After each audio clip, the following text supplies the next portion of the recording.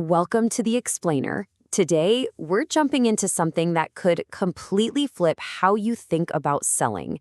We're going to break down a powerful system built on 7 key psychological techniques that the absolute best in the business use. Let's get into it. So here's the big question, right?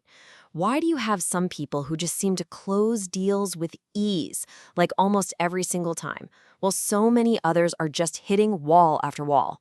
What's their secret? Is it just luck, or is there something much deeper going on? Well, the secret? It's not magic. It's a system. And the insights we're talking about today come from Akira Kagata. He's known in Japan as the god of sales for a reason. He had an almost unbelievable 99% closing rate. So let's dive into exactly how he did it. All right, technique number 1. This is a massive mindset shift, and honestly, it's the foundation for everything else we're going to talk about. You don't sell the product, you sell the outcome. So what does that really mean in practice?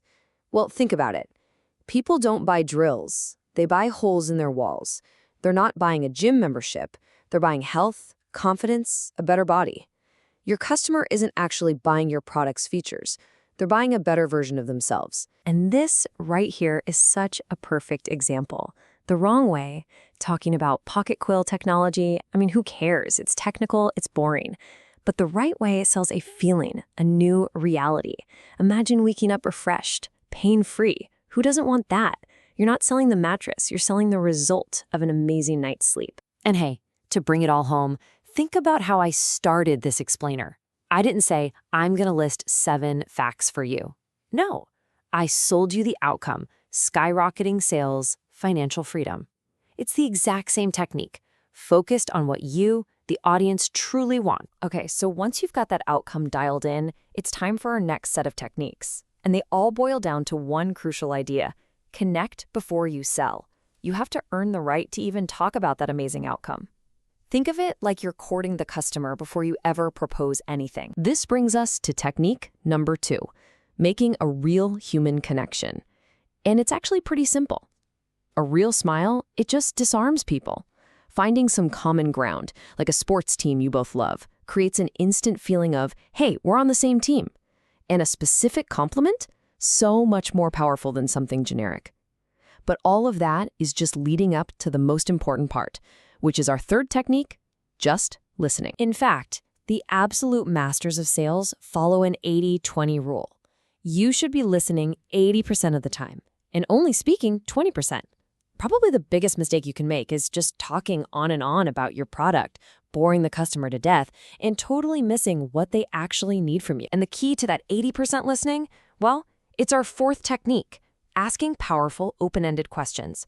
Don't ask a simple yes or no question. Ask something that gets to their real motivation. Are they trying to learn English for a promotion, to travel the world, to connect with family? Whatever their answer is, that is the key to selling them the right outcome. And once you've listened and you really understand their motivation, you can use that gold you've just mined for technique number 5, telling a personalized story. There's this fantastic example of a salesman selling a Mercedes-Benz. He didn't talk about horsepower or specs. Nope. He talked about the credibility the buyer would feel, the exclusive parties he could go to, the safety and security for his family. He sold the exact outcome that specific customer was dreaming of: status and total peace of mind. Okay, so you've sold the outcome. You've built a real connection. Now for the final part, guiding the customer to say yes without ever feeling pushy.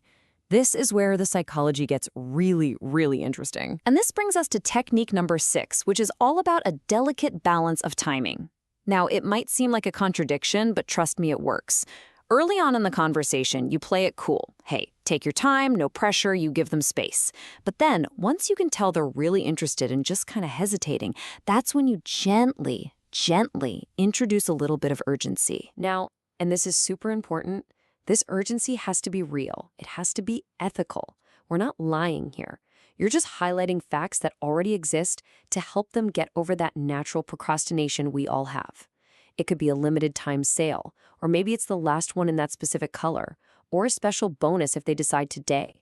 It just helps that customer who's already on the fence to finally make the leap. And that leads us perfectly to our 7th and final technique, the assumptive close. Just look at the difference here. Instead of asking if they want to buy, which is a yes-no question, you ask a question that assumes they've already decided to.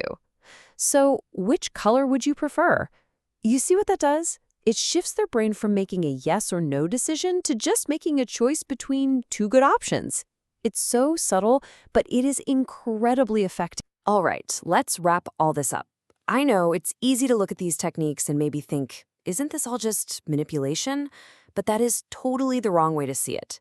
Think of these as a superpower. And like any superpower, you have to use them for good. So this is the most important takeaway of the entire explainer. All of this, every single technique, only works if it comes from a place of genuine sincerity. The goal is not to trick someone into a one-time sale of some piece of junk. It's to truly understand what they need and provide them with real value. That's how you build trust, that's how you get referrals, and that's how you build a business that lasts. And so I'm going to leave you with this question to think about. Forget your actual product for just a minute. What is the real result, the better life, that your customers are actually hoping to buy from you? If you can answer that one question and apply these principles with integrity, you won't just see your sales go up, you'll build relationships that can last a lifetime. Thanks for watching.